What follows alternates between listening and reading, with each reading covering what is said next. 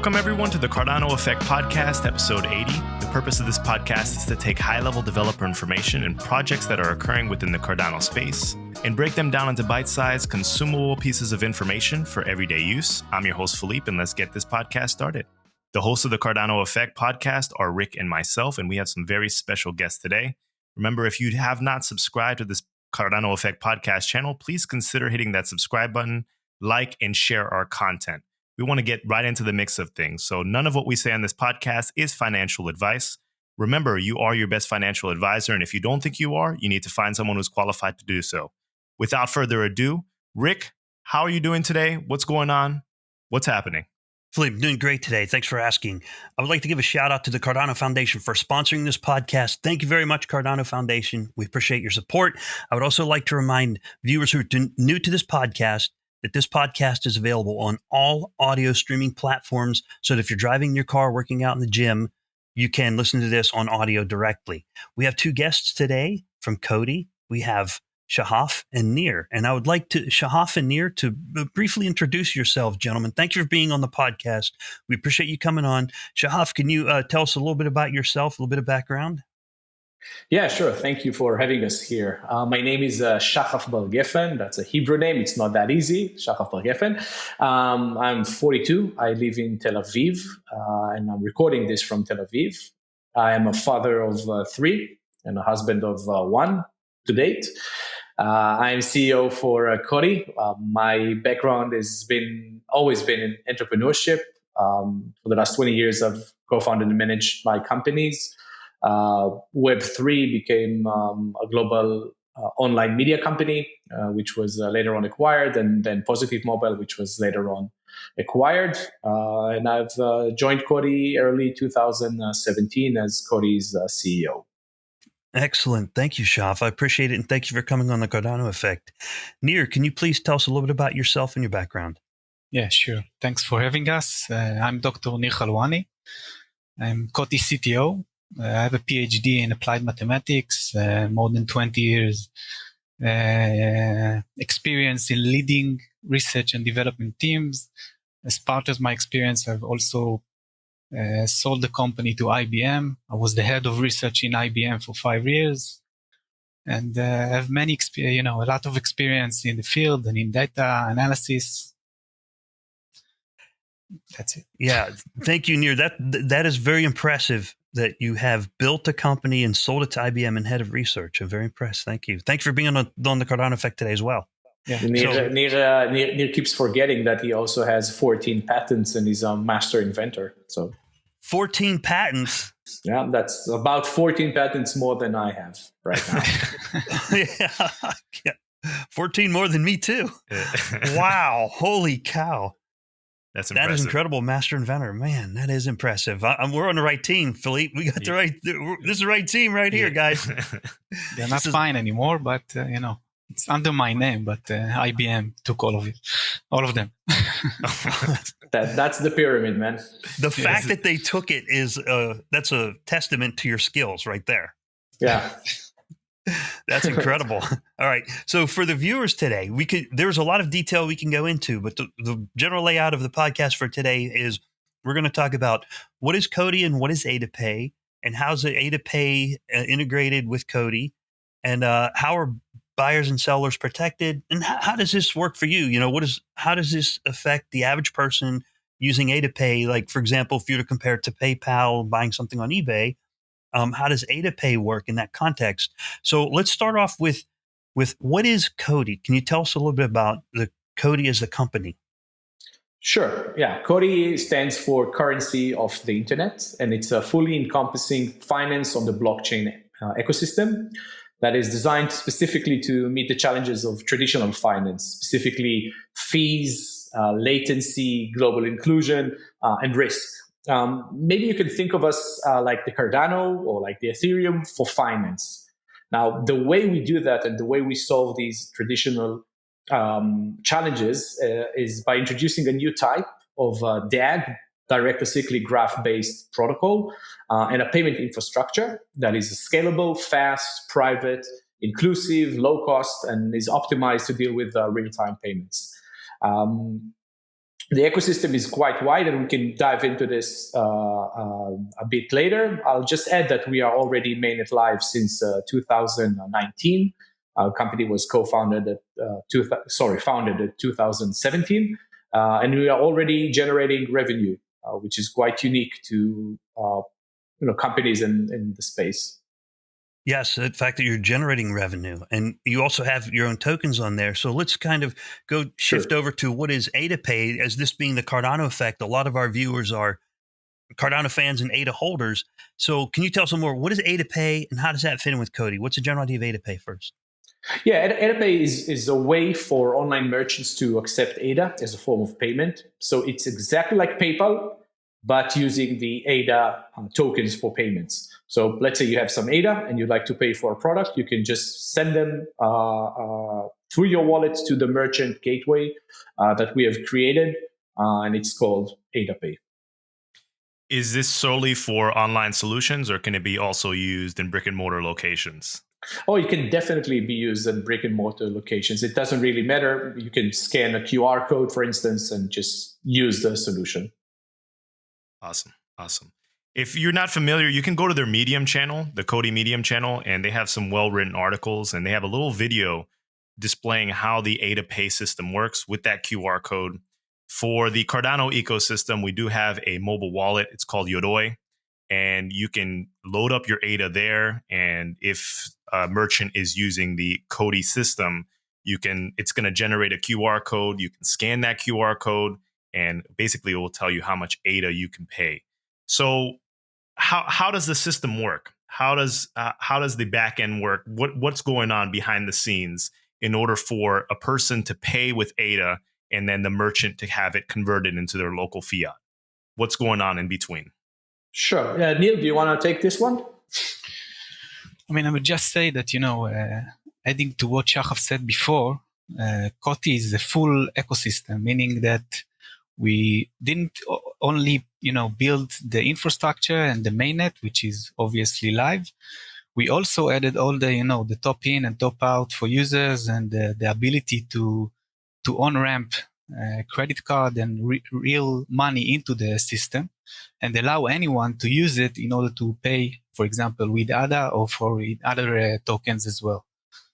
The way that it works is that we have two services built within the infrastructure, which is very important and make us unique. The trust chain protocol itself, which allows us to measure the trust of user within the system, and also the arbitration system that you talked about, which allows us to handle disputes, which are very important, and you don't have it in other infrastructure. So in order to open these gates to also other protocol, what we did, we actually built a bridge, cross-platform bridge, which allows any token to use our own infrastructure without the need, or even without seeing behind the scene how it convert to COTI, convert back to ADA, and allows anyone to pay with it seemingly and still have all the benefits that we have in our system. Okay. Yeah. I will just add that when we started COTI, we never thought, and we still don't think, that our currency COTI will be the currency that eventually replaces the US dollar or the Japanese. It doesn't make sense, right? So the way we see adoption is by white labeling huge parts of our system and allowing enterprises and other protocols to actually use that. So this is exactly what we did with Cardano. So essentially, when you send ADA through the system, you're using a cryptocurrency gateway that was created to support COTI, but was converted and white labeled to use ADA. We mirror the entire transaction flow on our protocol, which is extremely scalable to fit payments. So we can instantly settle with the merchant, and he can get ADA and then use our business network to either convert ADA to fiat currency or just keep it in his wallet. So this is like a bridge protocol that allows cryptocurrency to go through the COTI platform and then back to the end fiat, if I'm not You mistakes. may see it that way. That's a use case specifically. We've actually our protocol has its own independent existence, right? But we've created all these bridges with Bitcoin and ADA and the Binance chain specifically to actually allow these protocol to have an extra utility, payments specifically through COTI's protocol. Excellent. I I'd like to remind viewers that COTI does have a YouTube channel. If you'd like to see more detailed information about that, you can check out their YouTube, and they've got videos over there that these gentlemen have made. And so that kind of leads us to another question: is what other cryptocurrencies are using the COTI platform? Is like Ethereum and a few others there. Quite a few. We have Bitcoin and the Binance chain. We're building one for Phantom right now. And what we're developing right now is a way, and maybe Nir can tell you more about the multi-DAG approach that we've created. But we're going to make this whole thing open for anybody to just build it themselves, like Shopify, to create your own currency and payment system. Through the multi-DAG that we've created. Now, specifically, if you look at the DAG-based structures, that's quite rare to have live mainnets supported by DAG. DAG is a bit different to blockchain. So we have the multi-DAG structure that Nir can tell you more about in a second. But essentially, if you look at DAG-based structures, they're unique to blockchain. They have some advantages and some disadvantages.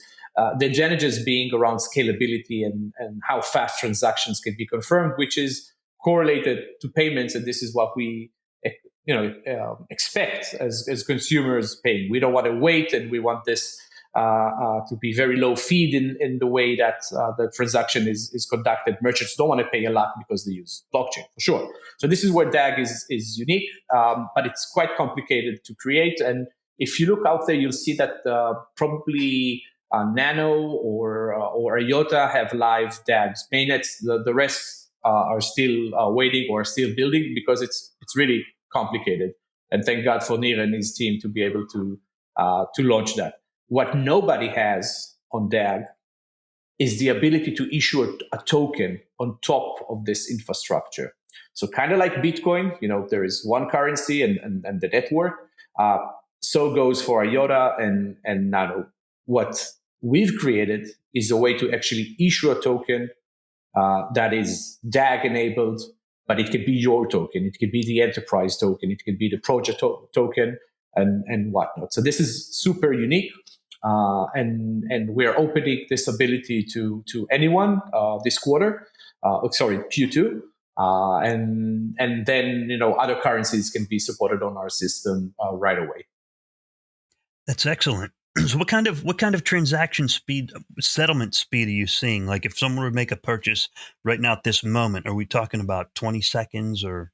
No, we're talking immediately. We're talking instant settlement. Instant settlement. I saw that on your webpage, and I have not had the opportunity to try it and use the COTI payment mechanisms, but I've used like Nano cryptocurrency. It is extremely fast. I've tested it in barely over just a few seconds from point to point at a very long distance. So the DAGs are very fast. And there's a question about the security with it. I don't know how it works, but the speed is definitely there. I just have a quick follow-up question because you just mentioned the speed, but isn't it contingent based on the block settlement time for the chain that you're using? Like, for example, Cardano has a block time of 20 seconds. So if I go to a merchant and I pay for something and it's at the beginning of that block, it's still going to take that amount of time in order to post on the Cardano blockchain.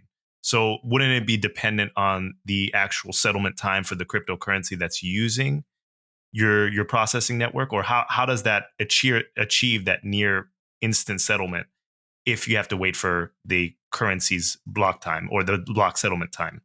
Yeah. So actually, there are two questions here. One is about speed, and the other is about settlement. So, with regard to speed, DAG is extremely, extremely fast. The idea about DAGs that compared to blockchain, it's in reverse. So, blockchain type systems, when more users congest the network, it becomes slow. More users demand the same blocks.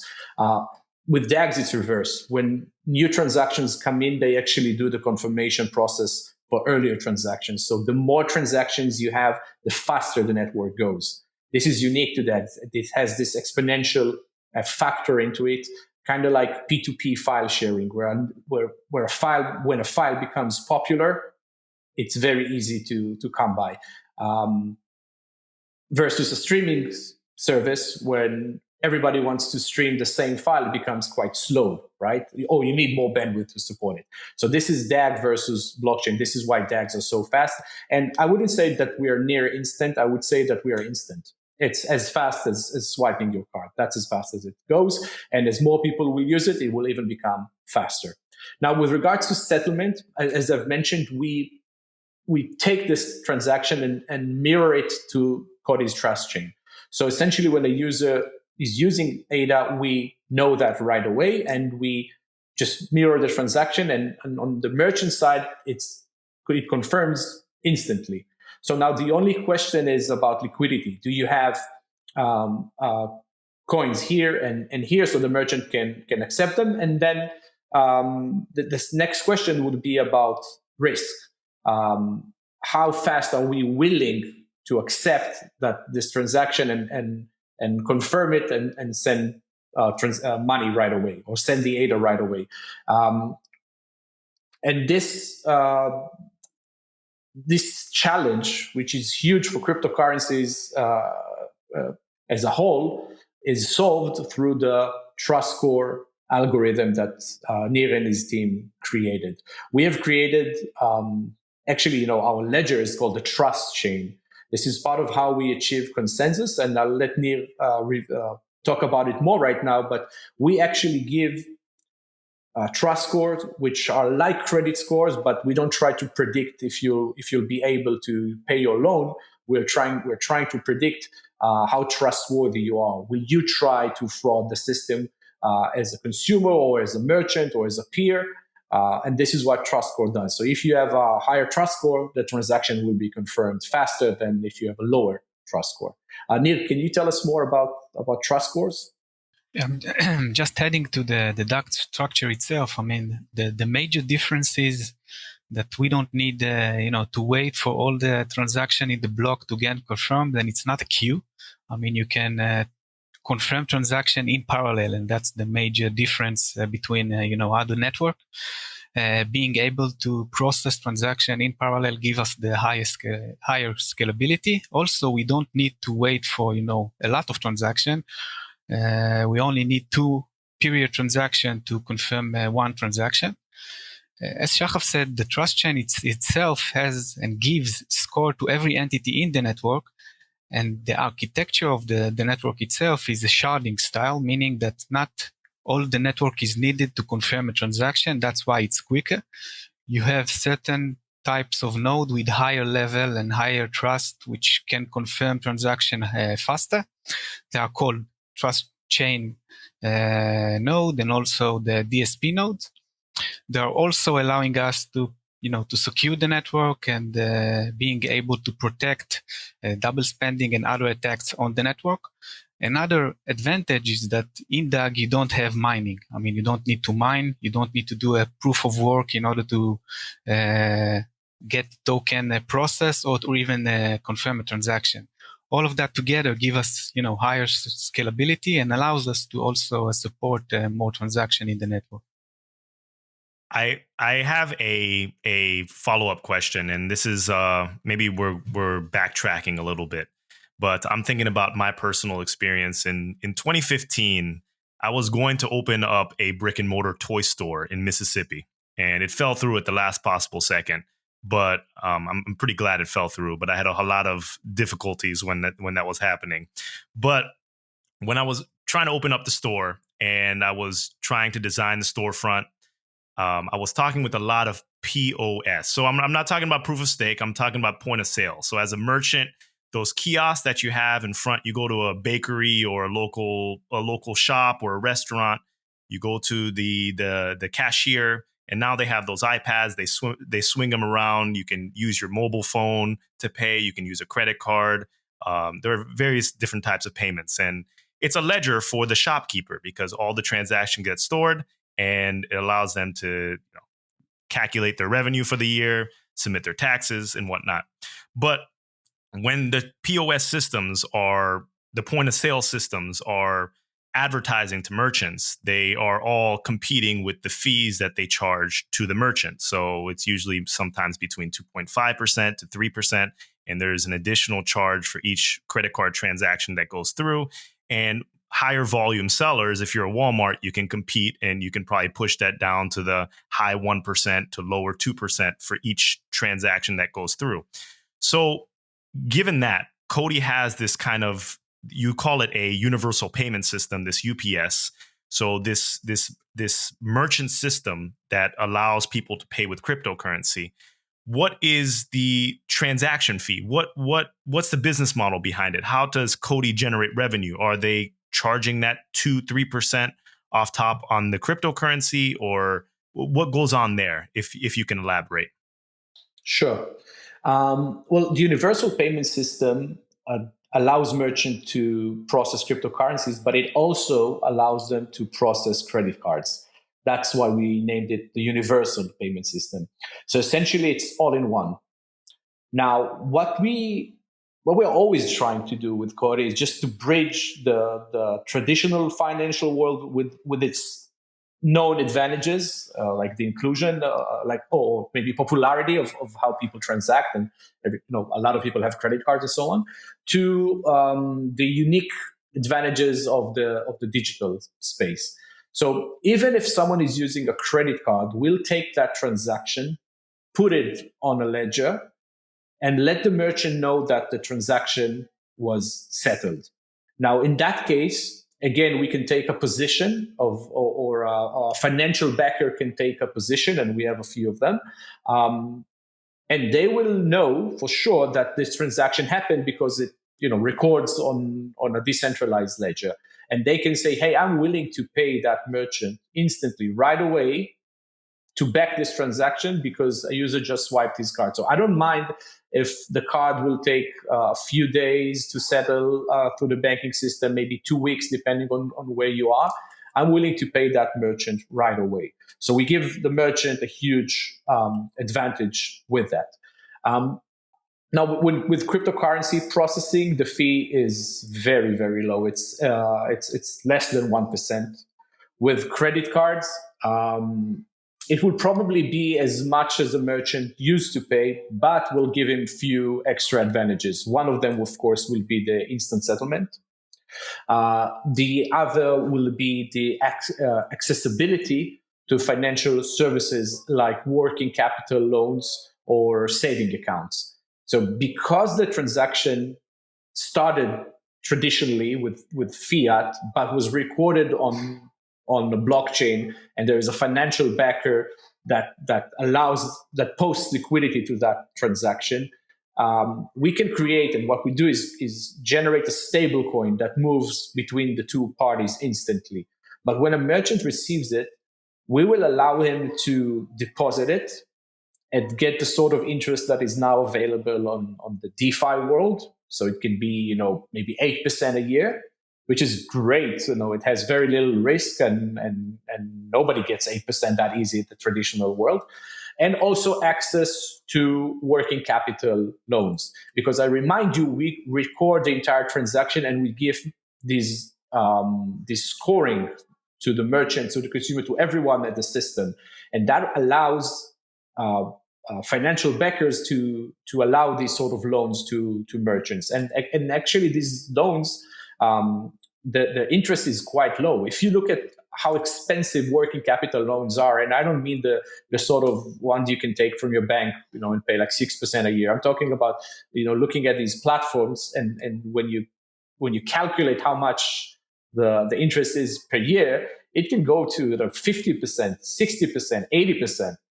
Here it's around like 12%. This is what is custom in the DeFi space. So again, we're trying to have merchants have access to that because they now have this stable coin to back the transaction, and because we have unique information about the trust level of the merchant and everybody that participated in that transactions. So to answer directly to your question, it will be either cheaper or the same as merchants are accustomed to, but they will get much more than what they're used to get with simple traditional solutions. Because remember that you can only innovate on top of, when you're using traditional rails, you can only innovate on top of it.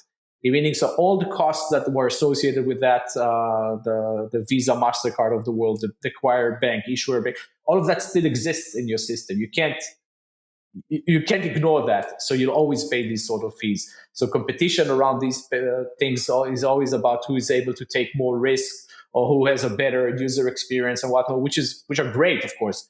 But if you really want to innovate, you need to change the rails. And this is what we've done. Wow, that's excellent. And Shahaf, thank you for that answer. And I'd like to ask a follow-up question related to that.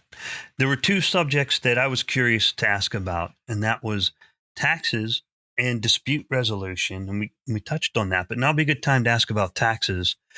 So as you described, we have, if I were to pay in ADA, the ADA would convert to the stable coin. And then the transaction would be completed by finally going to a form of fiat. And then as the transaction moves through this process very quickly, there are certain taxable events. How are those taxes recorded or accrued? Well, let's start with how many taxable events are there in the chain of one transaction? In general, because I know we can't speak for every country. Every country is different, but yeah, in general, what's your assessment of that? Where are the taxable events along the way?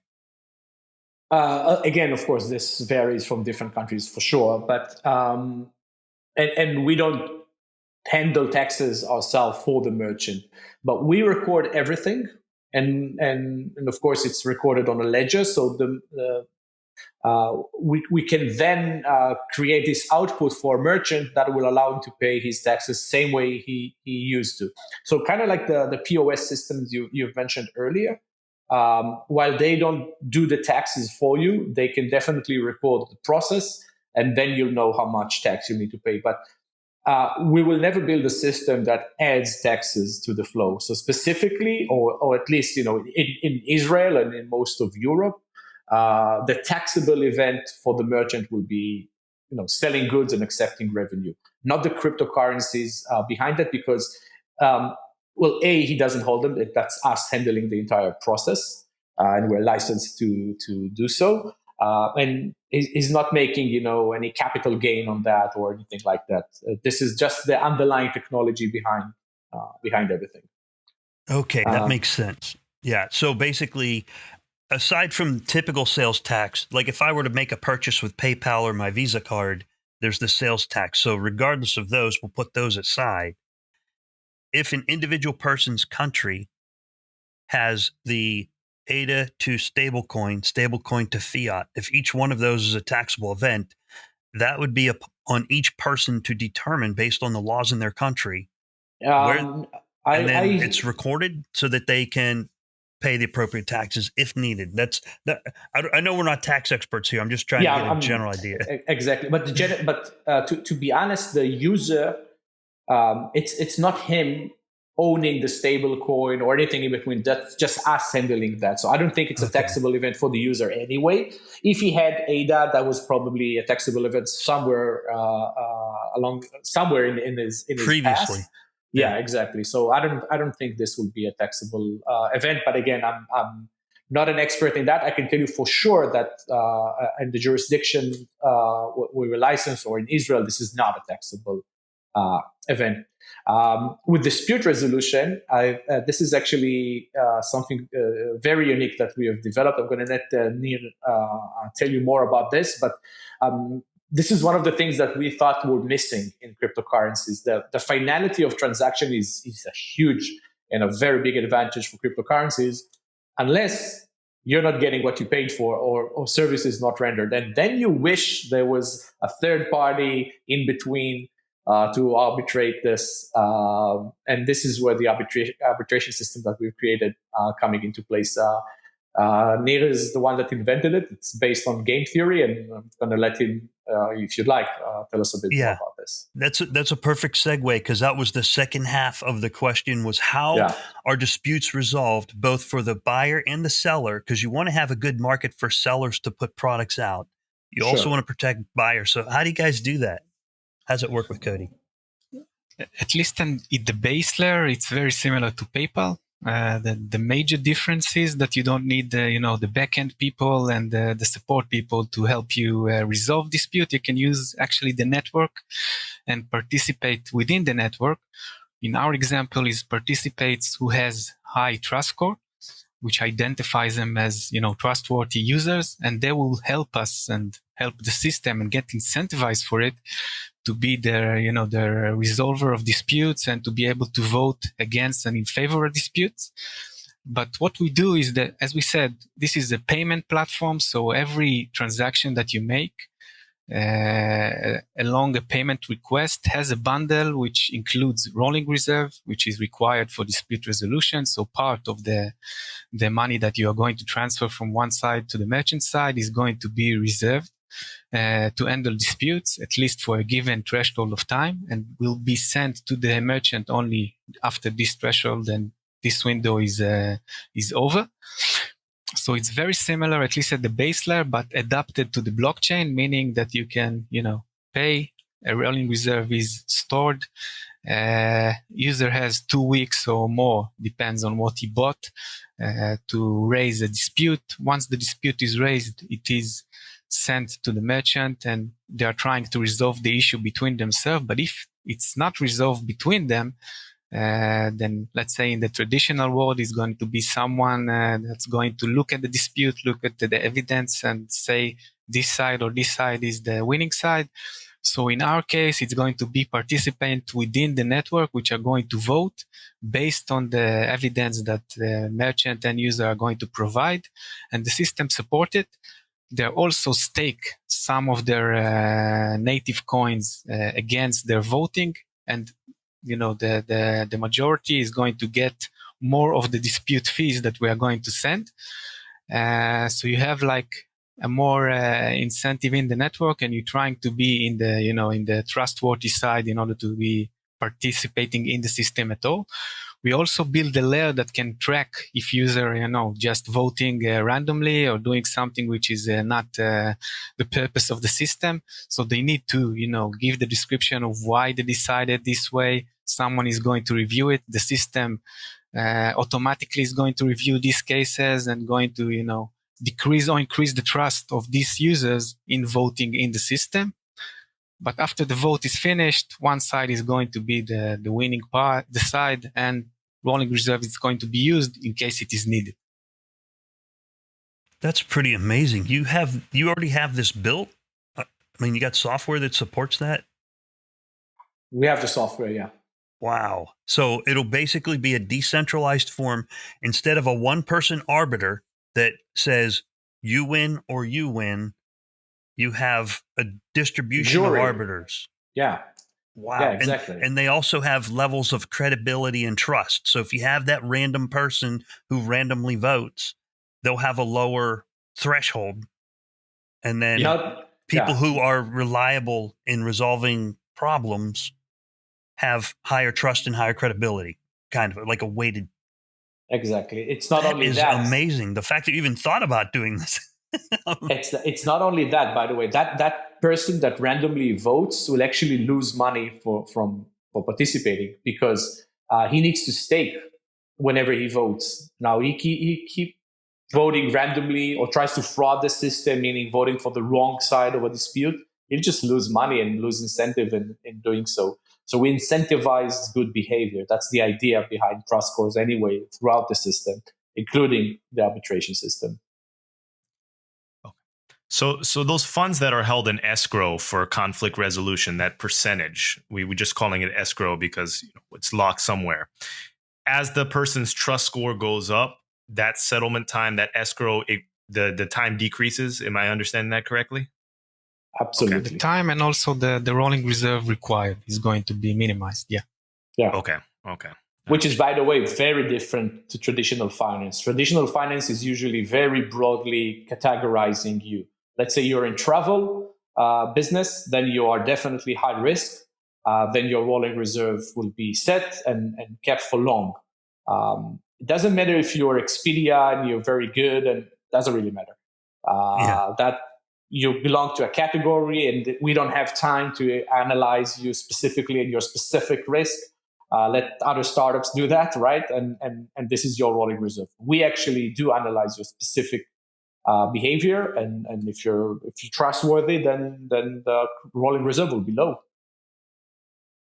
Interesting. Yeah. The reason this sounds interesting, I'll give you an example.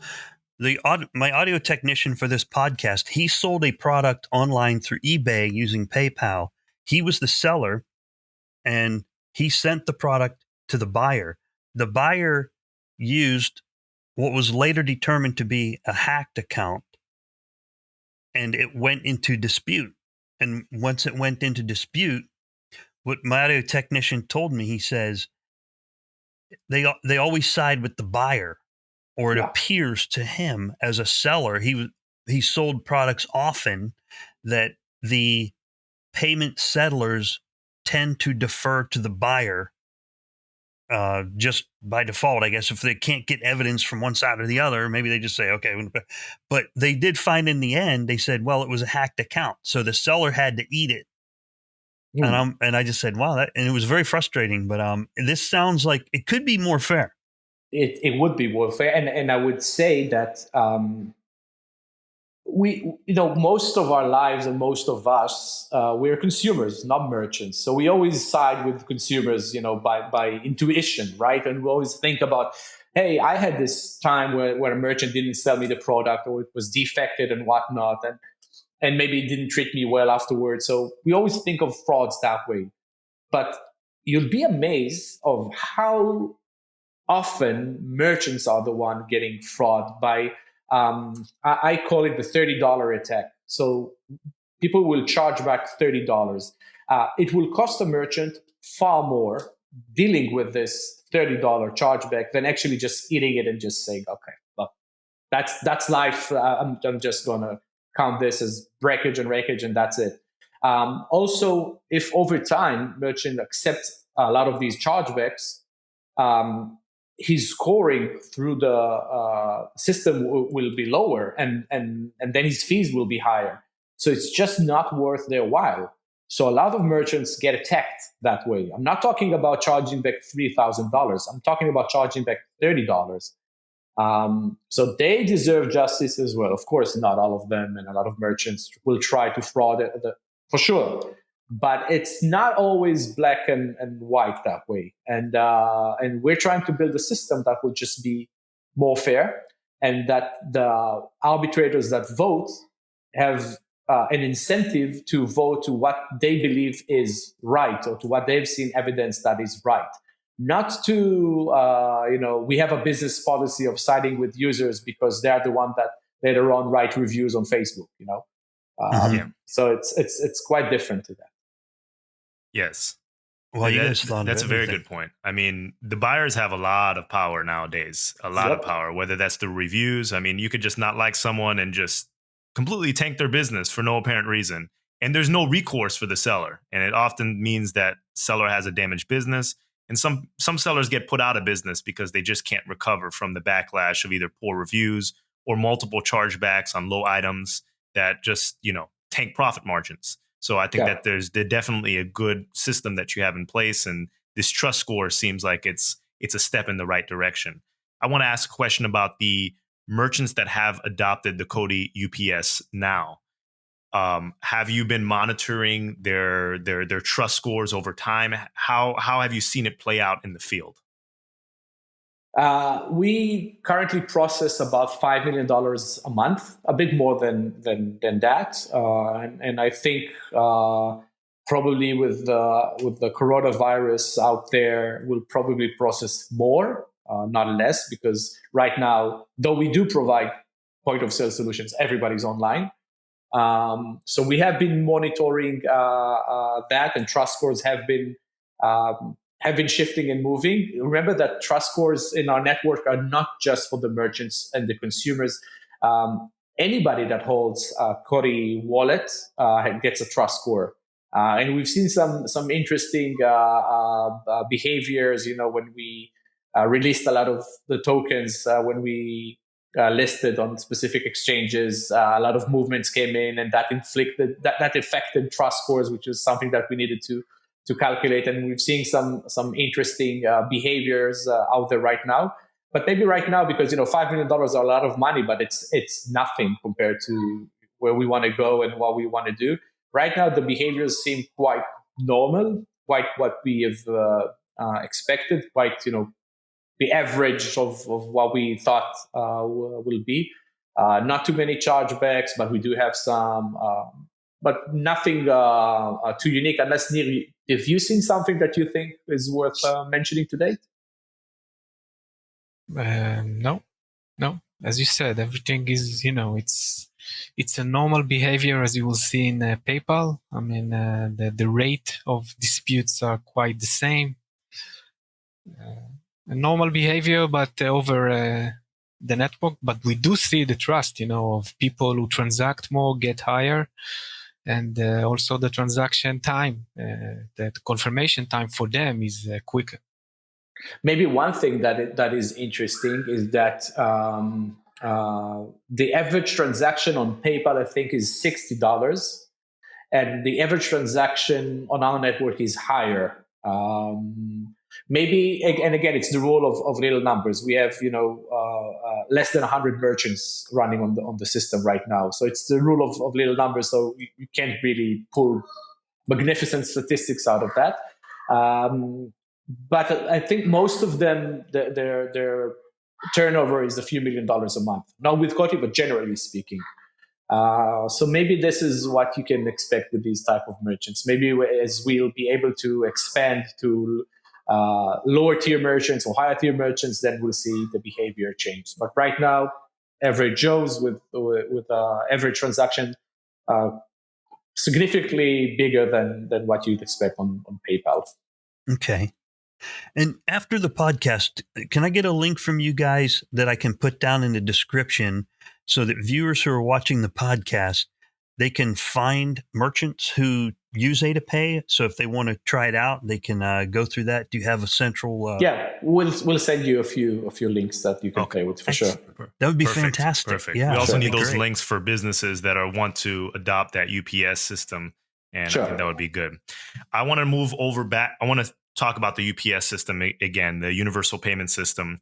And you have a very colorful roadmap. I'd always love to see roadmaps with blockchain companies. And it seems like you've hit a lot of the milestones of what you wanted the UPS to accomplish in 2019. So what's in the deck for 2020? What are you looking forward to? I see a couple of milestones that are supposed to be hit in April, May, July, and August. Yeah. So what are you looking forward to? Well, first we needed to decide early on: are we a merchant-focused business or are we a consumer-focused business? And we've decided that we are a merchant-focused business because that will allow us to get more adoption faster. The kind of companies that can educate consumers usually have far greater budgets than EOS raised in their ICO. It's much bigger than what we can do. These are the sort of companies that buy the football ads, right? So definitely not us. We need to be focused, and we focus on merchants. So we're focused on developing the merchant tools, specifically the apps, the CRMs, everything around that. So that is a priority for us. Second thing is adding more assets.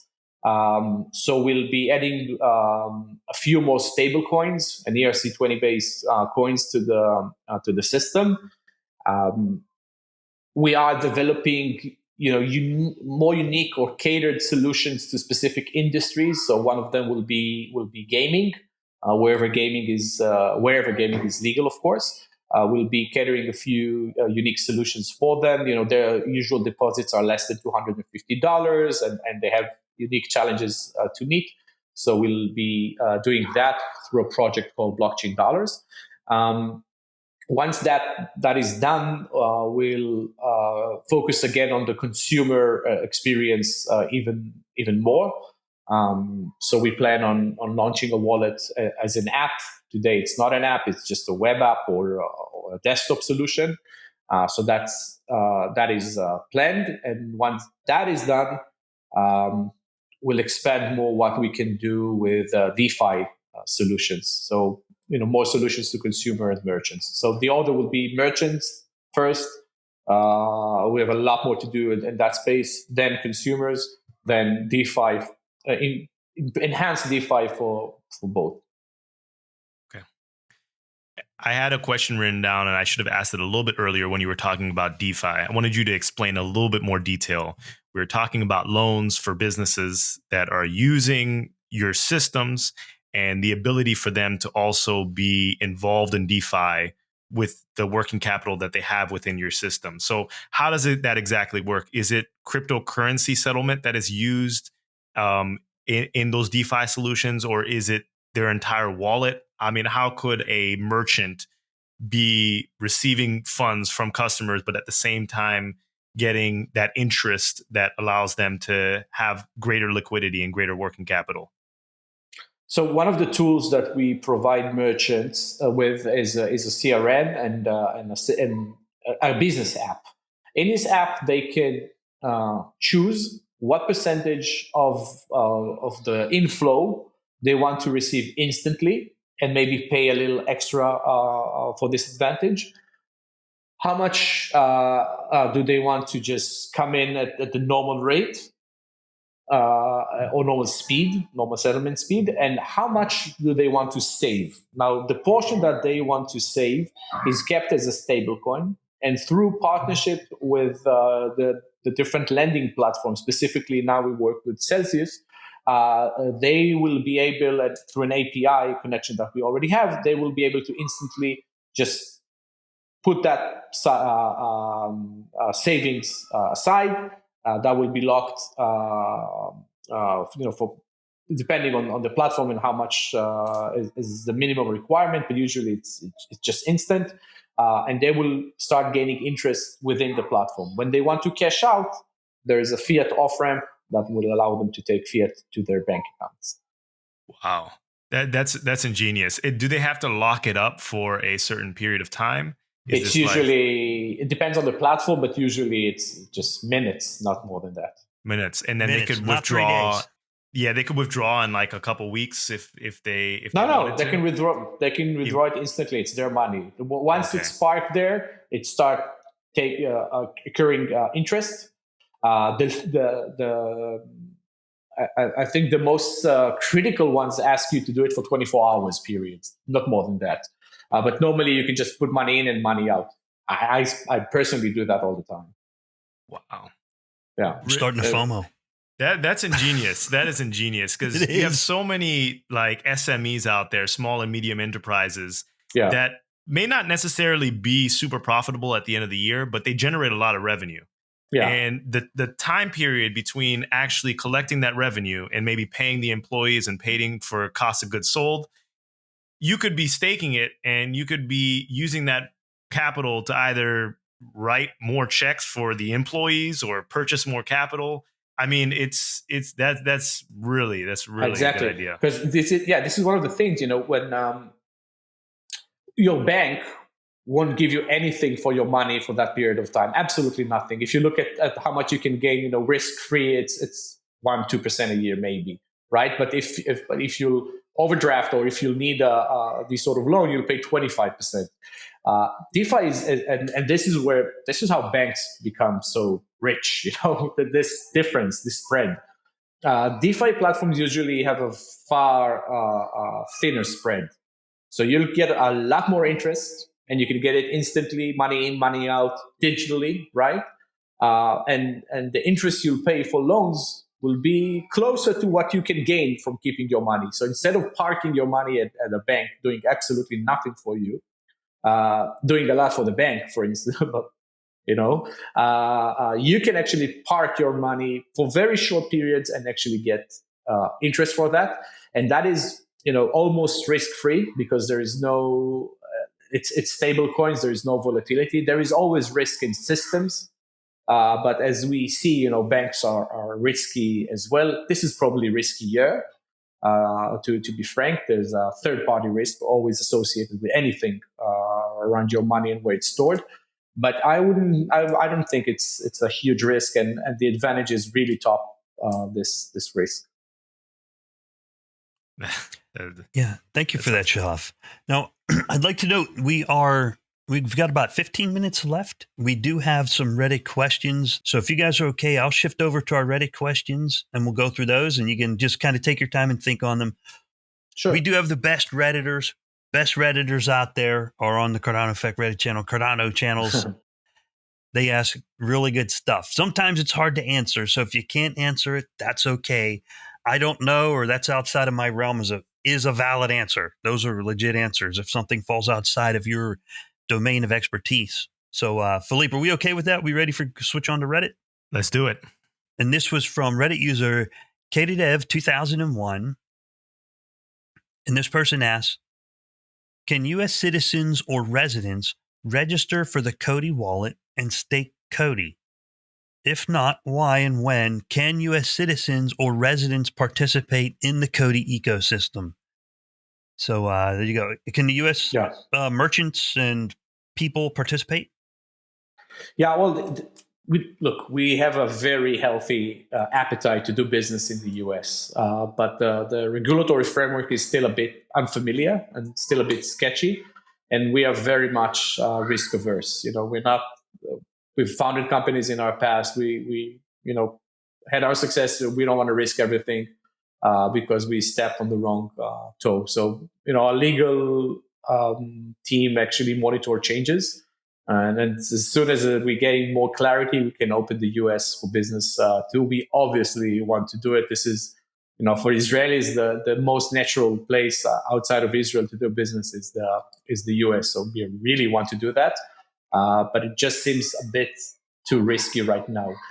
As participants in COTI's ecosystem, we do offer bridges from COTI to BEP2 or ERC20 and so on. So you can actually enjoy the ecosystem that way. But as a US citizen, I'm afraid that right now you can't collect rewards through our system. So you can't get staking reward that is available to other places and can't have a mainnet wallet. We're very strict about regulation. I'm afraid we do a KYC, mandatory KYC. If you open our wallet, we're strict about that. You need to do a proof of residence, proof of identification. We understand that this is a loop we ask people to hop through. It's not easy, but this is required by our legal team, and they are the only ones that top me in the decision-making process. Yeah, and that's okay. Philippe and I understand because we're in the United States, and we know that the United States does dumb things sometimes. We're very keenly aware of that because we live here, and of course, great things. I'm not being away. Okay, yeah. So I love the U.S., and that was a great question. But we also recognize the United States is not crypto friendly. We had Jonathan Dunsmore on here, who is a blockchain attorney, and Jonathan is an advocate, and he educates the legislators in the United States. And he is one of our guys who's kind of like the linchpin trying to get the legislators on board to understand how legislation could better support blockchain adoption and not have duplicate legislation or a lack of legislation and regulation, so that you guys could do business better, so people can do better business in the United States. Yeah, so look, we recognize that. We recognize it's a problem, and Philippe and I don't have a problem beating up on it and getting experts on here to talk about it. Yeah, but to be fair, right, the U.S. Has an issue with cryptocurrencies because the U.S. has a lot to gain and a lot to lose from it. I mean, you guys have the dollars, right? It's not like, I don't know, like Israel would say, we're giving away the shekel for cryptocurrencies. This is the US dollars. I mean, you guys, when you're leading so much ahead and you have so much to lose, you don't accept changes that easily. I can totally understand the position that the US has with that. That said, there'll be a point of time where blockchain, so maybe create digital version of the dollars, that the government mandates or something like that. But there are many advantages to digital currencies. But I can understand the position that the US has, and our position is just not to take risks. I'd like to freely travel in the world and not get arrested for doing something dumb. I don't blame you. It's the legislative process here is very murky. Most of the people that are passing legislation on blockchain don't know what they're doing or don't know what they're talking about when it comes to blockchain. But at the end of the day, you don't want to step on the toes of the SEC or any of those. It just it sounds like a nightmare. So being risk averse is definitely the way to go. Yeah. And it's understandable. I mean, we have regulators to protect consumers and protect the buyers and sellers. There's a reason those regulations are there, and they're very important. So we appreciate all the work you guys are doing. And thank you for the answer. I appreciate that. Sure. All right. So I'll go to the second question from this person, Philippe, and then you can pick up the other two. Do you have them available to you? Yes, I do. Okay. So the second question from our Reddit user, Katevi 2001 was the person asked, Africa has laid the foundations for the crypto industry to thrive on the continent. I guess that's an opinion, but they have. Okay, they've laid the foundations for crypto industry to thrive on the continent.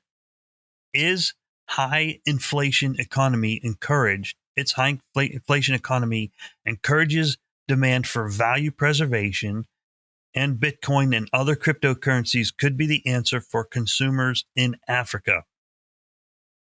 What is your vision in the role COTI could play in this emerging financial ecosystem? So the key there is COTI's role in Africa. Well, you see that money and trust are very, very much correlated. I think it was Peter Thiel that said that payments are a very personal thing. It's a very personal thing that you do when you pay something, and trust is correlated with that for sure. So wherever you have a lack of trust in the monetary policy, whether it's Africa, but it could be Venezuela, it could be any other place, you see that the inflation rates are soaring.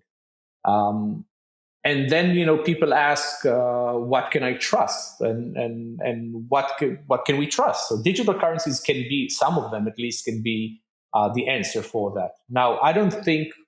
And I wouldn't offer to a country in, let's say, South Africa, replace your currency with COTI. That doesn't make sense. But what I can offer is a platform, a technology that will allow either the government or the private sector or any association or foundation to issue a currency that they can trust, that is not related or correlated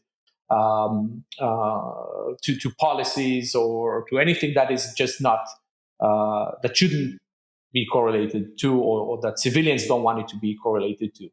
People go to gold or go to maybe take US dollars instead of using the local currency because they need something that they feel that is more stable or is disassociated with what's going on in their country in the meantime. And we had high inflation rate in Israel maybe 40 years ago, and people, flew to other things. We used to pay for real estate until about maybe 15 years ago in dollars, not in shekels, which is ridiculous because the shekel is a very powerful currency right now. But just a force of habit, so they denominated things in dollars. So I think people, when they feel that their center of mass is not stable enough, they will look to other things, and digital currencies can be one of them. And COTI can give a good infrastructure to create such currencies to anybody, whether it's government enterprises or just projects or entrepreneurs. We just have the technology for financial solutions on blockchain. All right. Thank you, Shahaf. I appreciate it. And thank you, Reddit user Katevi 2001. Neil, you wanted to add something maybe? Yeah, I mean, there are two more points that are important, at least in the blockchain. One of them is, if you're getting paid, at least for your work, if you're in Africa, for example, it is easier to get paid using crypto, obviously, from all over the world. It's freakish, it's freakish. There is no frequency in it. The fees are very, very minimal. And it's easier to send money, let's say, from the US to Africa and not doing it through the banks or through other services. And it will be easier for them to get work and to find work all over the world because it's easier for us to pay them.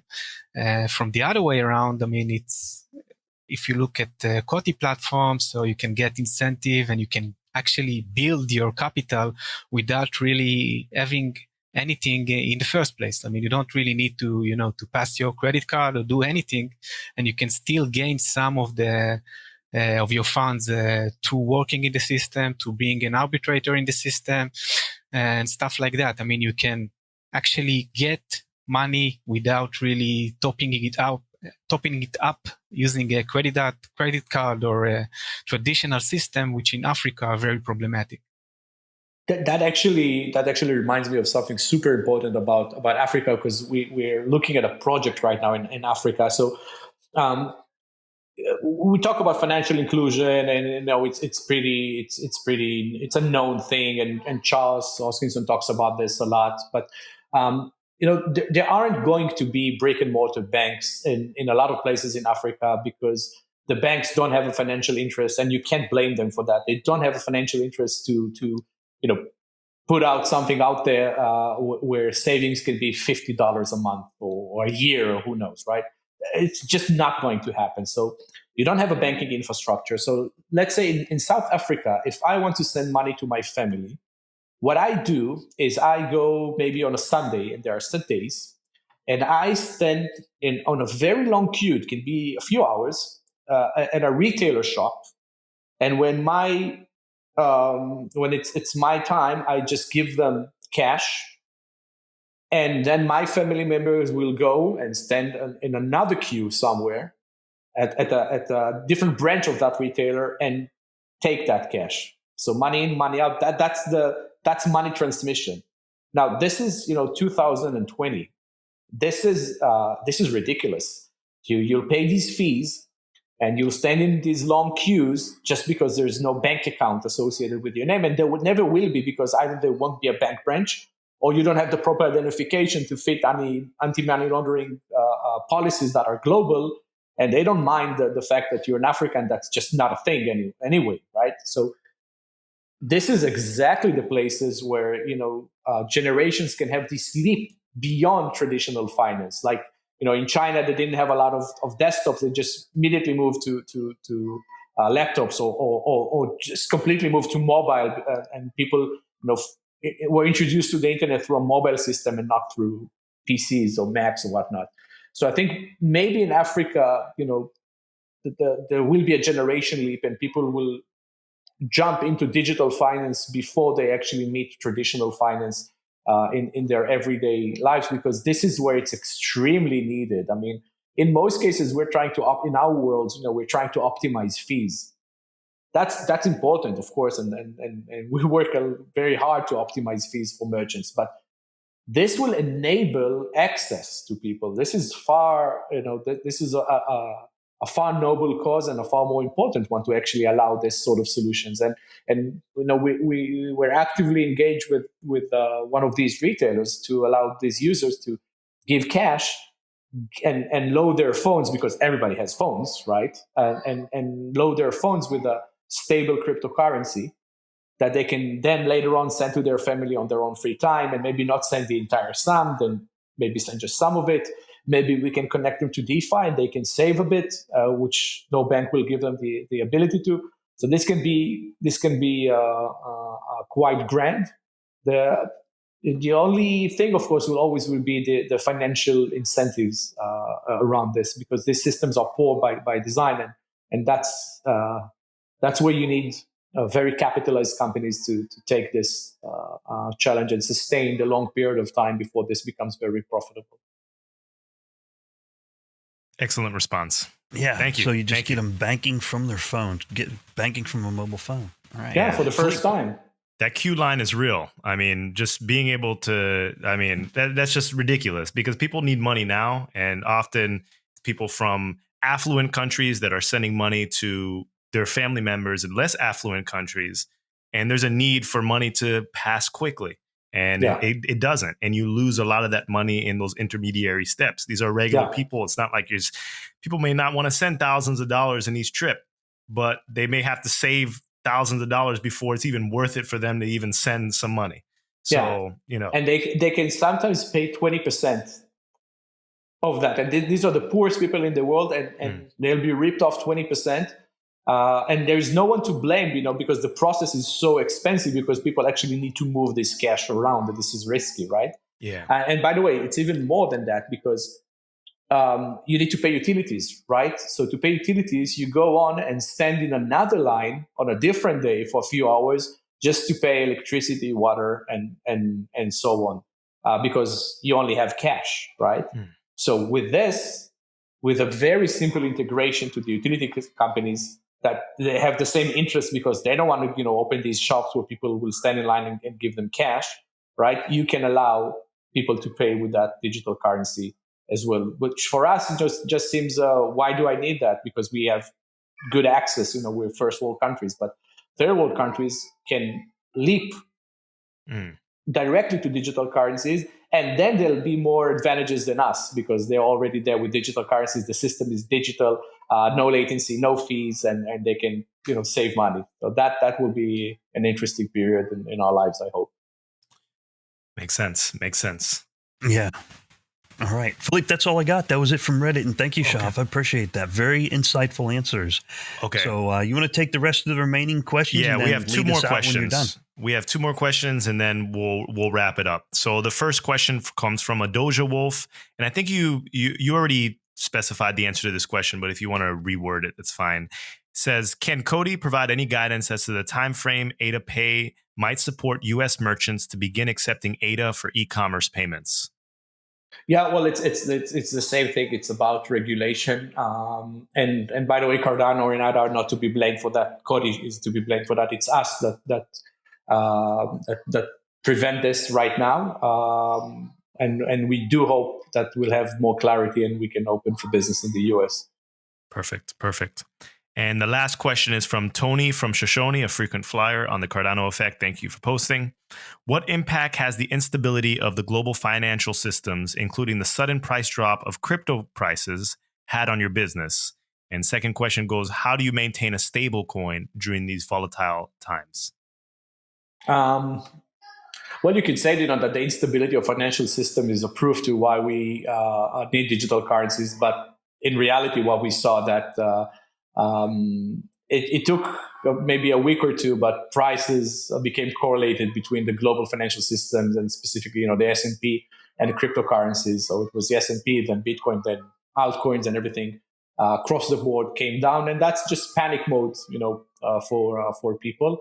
COTI's price, and we're listed on various exchanges like Binance, KuCoin, and so on. But COTI's price was affected as well, quite like any other currency out there right now.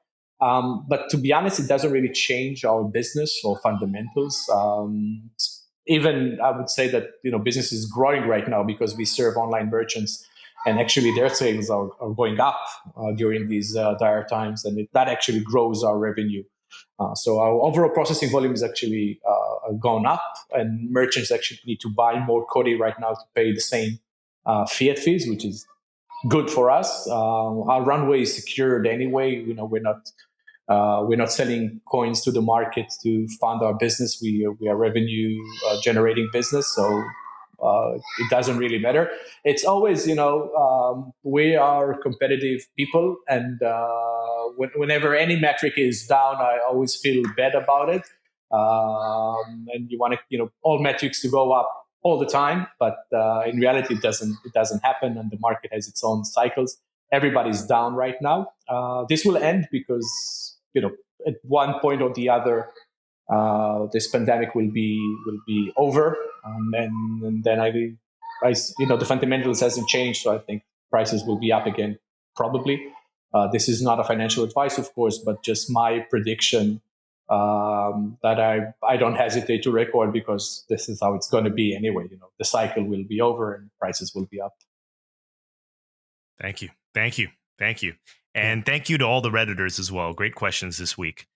Appreciate it. So, Rick, what do you think? We should wrap up this episode? Yes, sir. I think it's time to wrap it up. And if our guests would have any last words, Philippe, over to you. Yes. Okay. So thank you so much, Shahaf and Nir from COTI, for coming on the Cardano Effect podcast. You're always welcome on this podcast. We appreciate your time. We appreciate you sharing knowledge. Do you have any last words for the listeners and viewers of the Cardano Effect? Pass it over to you. Just stay safe at these dire times. Especially keep your elderlies and folks safe and secure. This is a good time, to rethink about a lot of things, about how you spend time with your family, how you spend time at home, how do you work remotely. We started to work remotely, and it's this is not the first Zoom I've done today even. So it's a good time to think about things and how you do things, and it's quite insightful actually. But just stay safe. Yeah, same. Stay safe. Stay safe, and thank you for having us. Thank you for your time. Okay. Thank you for the questions. Shahaf, and thank you, Nir, also. Awesome. Okay. All right. So this is episode 80 of the Cardano Effect podcast. And until the next episode, bye, everyone.